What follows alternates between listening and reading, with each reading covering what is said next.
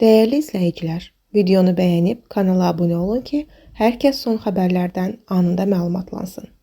Aktyor Müşfiq Şahverdiyev mərhum xalq artisti İlham Quliyevanı parodiya etdikdən sonra onunla ilk görüşündən danışıb. Aktyor İzzət Show'da qonaq olarkən mərhum sənətçinin ona hədə qorxu gəldiyini bildirib. Bir dəfə xalq artisti İlham Quliyevan məni gördü və soruşdu ki, məni sən parodiya etmisən?